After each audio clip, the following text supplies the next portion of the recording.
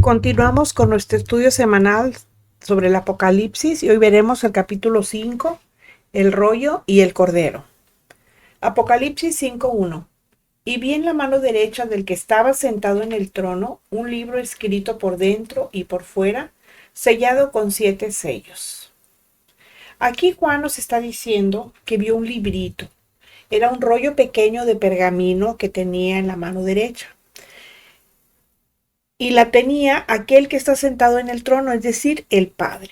La mano derecha es la mano del honor, es la mano del poder y es la mano del gobierno.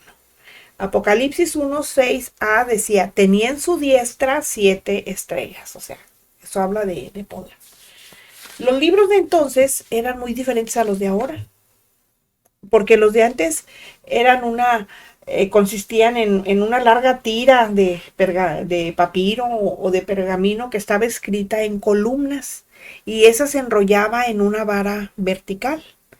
Apocalipsis 6:14 en su parte A nos dice, y el cielo se desvaneció como un pergamino que se enrolla. Y se iba, ese pergamino se iba desenrollando y se volvía a enrollar conforme avanzaba la lectura. Generalmente estaba escrito solo por la cara de adentro, o sea, una sola parte tenía escrito. Pero a veces se escribía también por la cara del exterior, ¿verdad? O sea, por la parte de atrás. El nombre que recibían esos rollos entonces era del revés. Pero ¿por qué el rollo estaba completamente escrito por delante y por detrás de manera que ya no hubiera espacio? Porque ya no había espacio. Bueno, porque en ese rollo estaba escrita la voluntad y el decreto de Dios, pero completo, total e inapelable para toda la humanidad, el diablo y sus demonios. Y no había espacio para que pudiera añadirse nada, pero tampoco para que se le quitara. Apocalipsis 22:18 y 19 dice, yo testifico a todo aquel que oye las palabras de la profecía de este libro, se refiere al Apocalipsis, que si alguno añadiera estas cosas, Dios traerá sobre él las plagas que están escritas en este libro. Y si alguno quita de las palabras del libro de esta profecía, Dios quitará su parte del libro de la vida y de la santa ciudad y de las cosas que están escritas en este libro.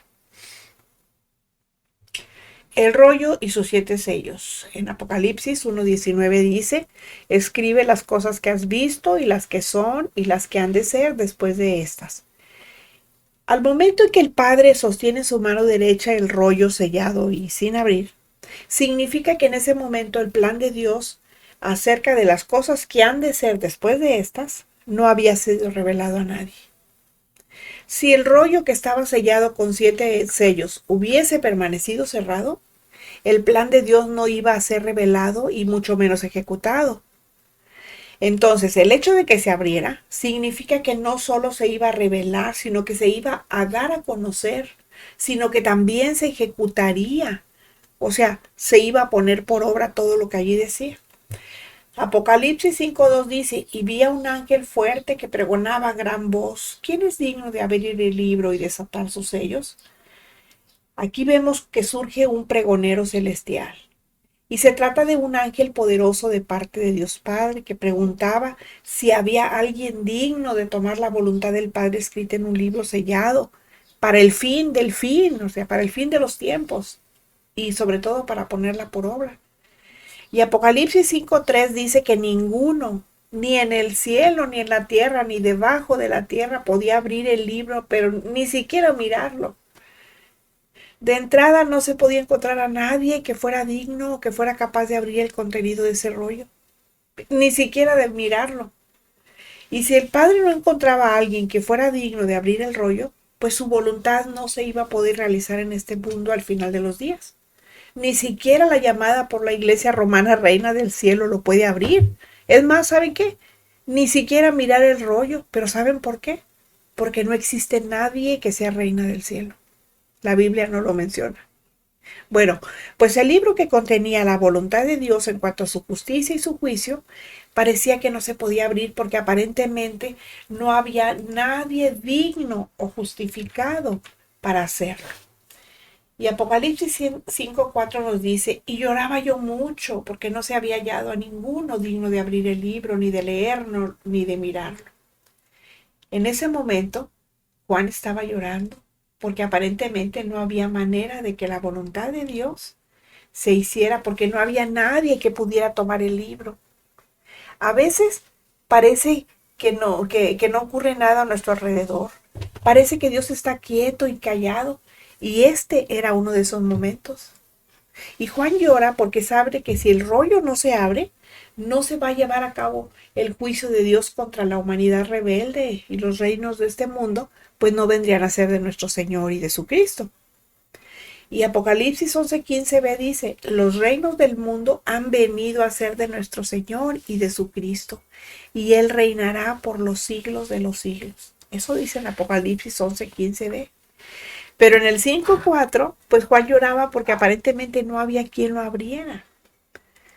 Bueno, Apocalipsis 5:5 dice, y uno de los ancianos me dijo, no llores. He aquí que el león de la tribu de Judá, la raíz de David, ha vencido para abrir el libro y desatar sus 7 sellos. O sea, aquí vemos que en aquel momento uno de los ancianos que era representante de la iglesia glorificada, que ya había sido arrebatada y era triunfante, se acerca a Juan y le dice, no llores. Y le da un gran mensaje y le dice, mira, no hay motivo para que te entristezcas. El león de la tribu de Judá, la raíz de David, ha triunfado. Y la frase el león de la tribu de Judá es una clara referencia a Génesis 49 del 9 al 10 que dice, cachorro de león Judá, de la presa subiste, hijo mío, se encorvó, se echó como león, así como león viejo, ¿quién lo despertará? No será quitado el cetro de Judá, ni el legislador de entre sus pies, hasta que venga Silo, y a él se congregarán los pueblos. Esta es una profecía donde Jacob, ya para morir, está profetizando que la venida del Mesías iba a surgir de la tribu de su hijo Judá. Y Mateo 1:2 dice, Abraham engendró a Isaac, Isaac a Jacob y Jacob a Judá y a sus hermanos. Silo es otro nombre para el Mesías. El profeta Ezequiel parece referirse a la profecía del cetro y al término del Silo, cuando profetiza en Ezequiel 21:27, dice, la voltearé, voltearé, voltearé y no será más hasta que venga aquel cuyo es el derecho, la raíz de David. O sea, y esa raíz de David apunta por su parte a Cristo como hijo y sucesor de David, que menciona Isaías 11:1, 11:10, donde dice, saldrá una vara del tronco de Isaí y un vástago retoñará de sus raíces. Acontecerá en aquel tiempo que la raíz de Isaí, la cual estará supuesta por pendón a los pueblos, será buscada por las gentes y su habitación será gloriosa. En estas profecías se anuncia que el Mesías iba a retoñar del tronco familiar de Isaí, el padre de David.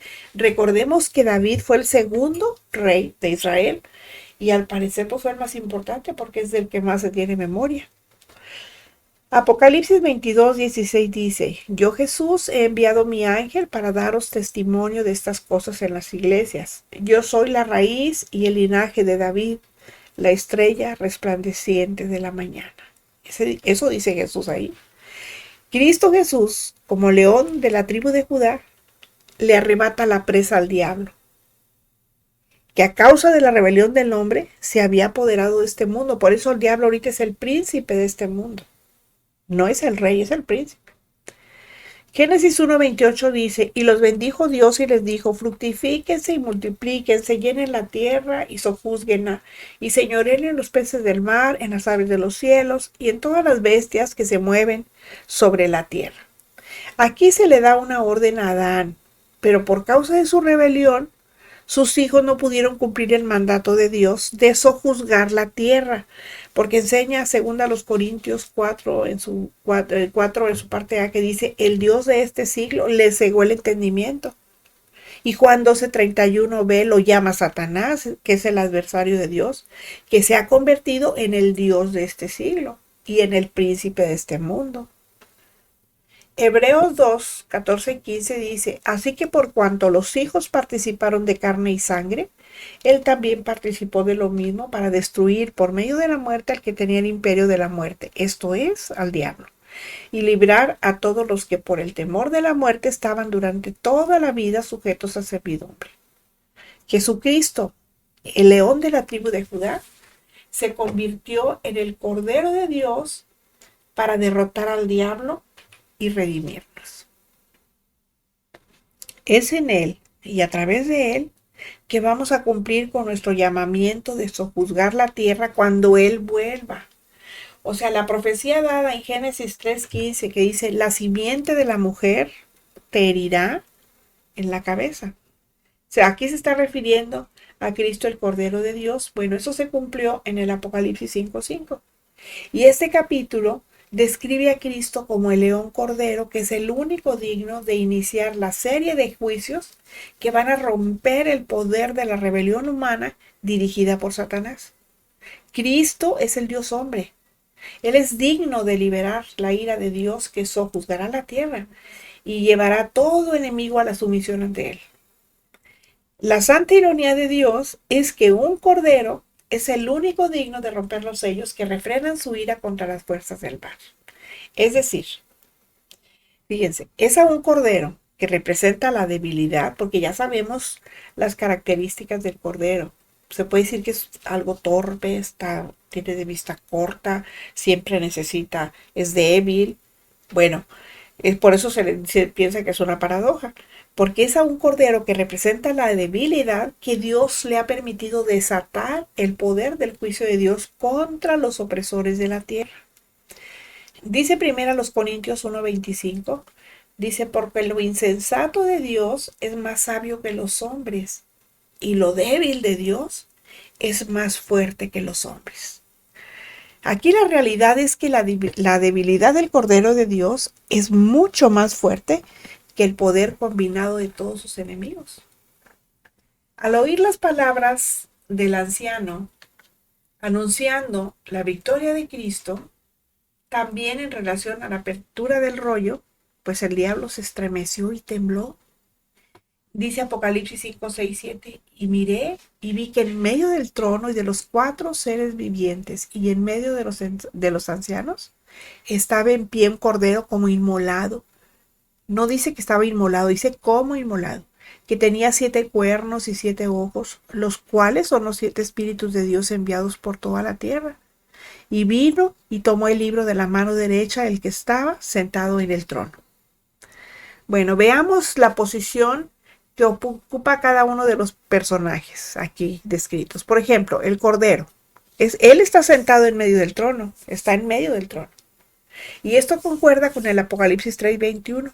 Ahí se nos dice que Cristo está sentado en el trono de su Padre juntamente con él. En otras palabras, lo que nos está diciendo es que Dios Padre y Jesucristo gobiernan juntos. Bueno, al Cordero le siguen los 4 seres vivientes y a continuación, pues los 24 ancianos. Bueno, el Cordero simboliza en la Biblia 4 cosas. Simboliza mansedumbre, humildad, inocencia y pureza. Estas 4 cosas son más que suficientes para derrotar al enemigo. Pero además de Cordero, Cristo es león. Y como león venció al diablo llevando cautiva la cautividad. Dice Efesios 4:8, dice, por lo cual dice, subiendo a lo alto, llevó cautiva la cautividad y dio dones a los hombres. Yendo al matadero, a la cruz, sumiso y manso como cordero, venció al diablo. Dice Colosenses 2:15, y despojando a los principados y a las potestades, los exhibió públicamente, triunfando sobre ellos en la cruz. Resucitando como león, libró de las garras del diablo y sus demonios a todos los que creemos en él y le hemos recibido. Juan 1:12 dice, mas a todos los que le recibieron, a los que creen en su nombre, les dio potestad de ser hechos hijos de Dios. O sea, les dio el derecho de que fueran hijos de Dios. Y luego el texto dice, estaba en pie un cordero como inmolado. Aquí Juan señala que lo ve inmolado, es decir, o sea, lo ve sacrificado, pero está en pie, no está muerto. Por eso es como inmolado, o sea, no está muerto. Pero además lo ve echado en el suelo, lo ve vivo, lo ve resucitado, o sea, lo ve sacrificado porque el sacrificio tiene repercusiones para todos los tiempos posteriores, ¿verdad? De ahí que muchos van a ser salvos y van a recibir a Cristo aún durante la gran tribulación, ya cuando la iglesia no esté aquí, porque sí va a haber muchos gentiles, pero ya Dios no va a trabajar con ellos, va a trabajar con los judíos. Entonces, si ve al Cordero como inmolado, es porque tanto su muerte como su resurrección son hechos históricos que, aunque ya sucedieron en el tiempo, tienen vigencia eterna. De ahí que conserva las cicatrices como señales que apuntan a su función sacerdotal intercesora permanente. Y el texto de Apocalipsis sigue diciendo que tenía 7 cuernos. En la Biblia, el cuerno representa poder. Y bíblicamente 7 es el número de la plenitud. Por lo tanto, 7 cuernos representan el pleno poder. Dice Mateo 28:18. Y Jesús se acercó y les habló diciendo: Toda potestad me es dada en el cielo y en la tierra. Toda autoridad. Eso es lo que está diciendo. Y 7 ojos, los cuales son los 7 espíritus de Dios enviados por toda la tierra, si termina el texto. Bueno, de la misma manera, esos 7 ojos representan plenitud de visión, omnisciencia y omnipresencia. Son atributos que son solamente de Dios. Además, esos 7 espíritus constituyen la persona del Espíritu Santo. Dice Isaías 11:1 y 2, dice: saldrá una vara del tronco de Isaí y un vástago retoñará de sus raíces. Y reposará sobre él el espíritu de Jehová, espíritu de sabiduría y de inteligencia, espíritu de consejo y de poder, espíritu de conocimiento y de temor de Jehová. Apocalipsis 5:7. Y vino y tomó el libro de la mano derecha del que estaba sentado en el trono. Recordemos que aquel ángel fuerte estaba pregonando a gran voz quién iba a ser el digno de abrir el libro. Y no nada más de abrirlo, sino que iba a desatar los 7 sellos. Por lo tanto, el Cordero, tierno, manso, humilde, pero con corazón de león, el de la tribu de Judá, se acerca al trono del Padre y de su mano derecha y toma el libro. Bueno. Apocalipsis 5:8. El cielo entero, encabezado por los 4 seres vivientes y los 24 ancianos, estalla en alabanza, reconocimiento y adoración al Cordero que tiene el libro en sus manos. Dios hecho hombre recibe el tributo debido de adoración de parte de sus santas criaturas. Se le adora con instrumentos musicales y se presentan ante él a manera de incienso en copas de oro, que son las oraciones de los santos de la tierra. Así son como incienso. El Salmo 141:2 nos dice: suba mi oración delante de ti como el incienso. El concepto del incienso quemado como representación de las oraciones de los santos fue dado por Dios en el Antiguo Pacto, y eso lo podemos ver en Éxodo 30 del 1 al 10. En nuestra actual dispensación, en la dispensación de la gracia, que es la dispensación de la iglesia, nosotros no debemos de quemar incienso en nuestros devocionales, porque eso sería una cuestión pagana. Lo que tenemos que hacer es simplemente orar a Dios, porque eso representa el incienso quemado ante su presencia y es un grato olor para Dios, es como una ofrenda de olor grato para Dios. En el contexto de una adoración suprema ante el trono de Dios al Padre y al Cordero, nosotros vemos la enorme importancia que tienen para Dios las oraciones de los santos que están en el mismo contexto. Apocalipsis 5:9 dice: y cantaban un nuevo cántico o un cántico nuevo. Cantaban un nuevo cántico porque el mensaje era nuevo. El Cordero era el único digno de tomar el libro y de abrir sus sellos. Ese himno claramente explica por qué el Cordero es el único digno y dice que porque él fue sacrificado y con su sangre pagó el precio de la justicia de Dios por todos los hombres y mayormente de los que creen en él. Dice primero a Timoteo 4:10, dice que por esto mismo trabajamos y sufrimos oprobios, porque esperamos en el Dios viviente que es el Salvador de todos los hombres, mayormente de los que creen. Y dice, sigue diciendo el texto del versículo 9, dice, has redimido para Dios de todo linaje y lengua y pueblo y nación. Cristo redimió, compró, rescató y liberó pueblo para Dios de entre todas las gentes de este planeta en todos los tiempos. Apocalipsis 5:10 dice, y les hiciste para nuestro Dios un reino de sacerdotes y reinarán sobre la tierra. Esta es la traducción más exacta de este versículo. Hay que tomar en cuenta que no solo los 24 ancianos cantan ese cántico, lo cantan también los 4 seres vivientes que son seres angélicos y no son humanos. Por tanto, no se les puede aplicar ni la redención porque nunca han pecado, nunca pecaron, ni la realeza, porque eso es solo para la iglesia glorificada. Dice que reinará sobre la tierra. Esto tiene una importancia extraordinaria. Esto solamente se va a poder cumplir si se admite el reino mesiánico milenario, o sea, el reino de los 1000 años sobre la tierra. Todavía no se reina. Es un asunto del futuro. No se puede reinar antes de que el Señor tome posesión. Apocalipsis 5, 11 y 12.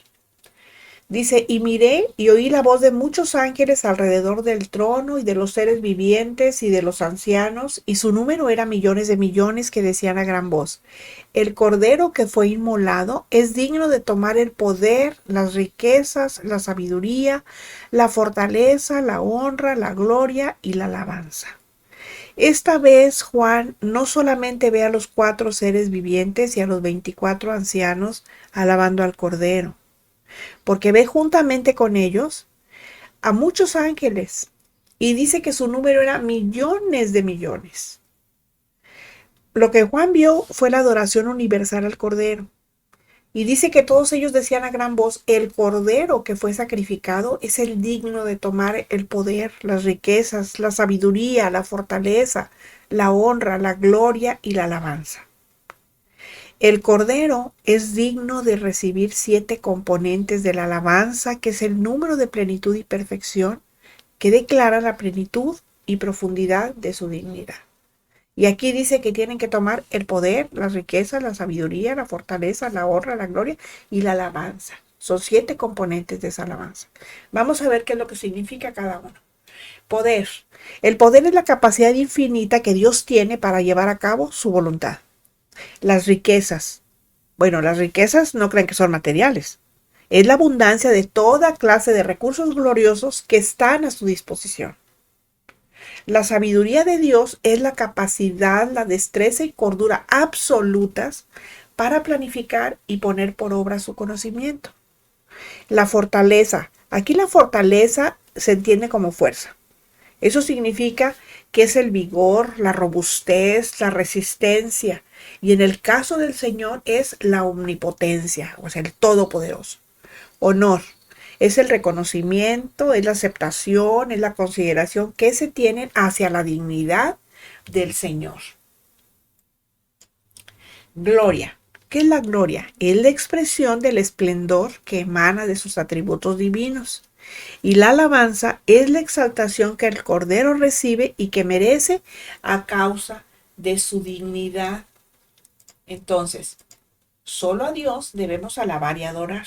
Por lo tanto, al dirigir la alabanza al Cordero, pues estamos alabando a Dios porque Él también es Dios. Apocalipsis 13 y 14. 5, 13 y 14. Y a todo lo creado que esté en el cielo, y sobre la tierra, y debajo de la tierra, y en el mar, y a todas las cosas que en ellos hay, oí decir, al que está sentado en el trono y al Cordero sea la alabanza, la honra, la gloria y el poder por los siglos de los siglos. Los 4 seres vivientes decían amén, y los 24 ancianos se postraron sobre sus rostros y adoraron al que vive por los siglos de los siglos. ¿Se están imaginando la escena? Porque yo sí me la estoy imaginando. Bueno, la proclamación de alabanza en Dios que sigue a los dos anteriores se lleva a cabo por toda la creación entera, por la creación entera en su totalidad. Y va dirigida al Padre y al Hijo por igual, porque los dos son uno, son Dios. Colosenses 1, 15 y 18 nos dice, Él es la imagen del Dios invisible, el primogénito de toda la creación. Aquí está hablando de Cristo. Porque en Él fueron creadas todas las cosas, las que hay en los cielos y las que hay en la tierra, visibles e invisibles, sean tronos, sean dominios, sean principados, sean potestades. Todo fue creado por medio de Él y para Él. Y Él es antes de todas las cosas y todas las cosas en Él subsisten. Y Él es la alabanza, es la cabeza del cuerpo que es la iglesia. Él que es el principio, el primogénito de entre los muertos, para que en todo tenga la preeminencia. Aquí vemos que la creación reconoce a su creador. Primero a los Corintios 15, 24. Un día eso es lo que va a ocurrir. Cuando Cristo haya suprimido todo dominio, toda autoridad y potencia, cuando todas las cosas le estén sujetas. Filipenses 2, 9 al 11 dice, por lo cual Dios también le exaltó hasta lo sumo y le dio un nombre que es sobre todo nombre, para que en el nombre de Jesús se doble toda rodilla de los que están en los cielos y en la tierra y debajo de la tierra, y toda lengua confiese que Jesucristo es el Señor, para gloria de Dios Padre. A la declaración de alabanza de toda la creación, los 4 seres vivientes dicen amén. Los 24 ancianos se inclinan y adoran al Creador. Todas las cosas deben glorificar a Dios porque su voluntad es ejecutada en el universo. El trono gobierna y el Cordero reina. Evidentemente esto no se puede aplicar totalmente en este tiempo. Si no, miren, nada más echemos un ojo al mundo donde todas las cosas y las personas no glorifican a Dios. Ellos andan en su mundo. Se acuerdan de todo menos de Dios. A Dios nomás lo buscan y se acuerdan de Él cuando tienen algún problema. Pero ¿saben qué? Va a llegar el día cuando acontezca, como dice, las cosas que han de suceder después de estas. Que cuando el Rey venga y establezca su reino para siempre, tal y como leemos en la palabra, en Daniel 7, 13 al 14, que dice, miraba yo en la visión de noche, y he aquí con las nubes del cielo venía uno como un hijo de hombre que vino hasta el anciano de días, y le hicieron acercarse delante de él, y le fue dado dominio, gloria y reino, para que todos los pueblos, naciones y lenguas le sirvieran. Su dominio es eterno, que nunca pasará, y su reino uno que no será destruido. Amén. Así dice el texto.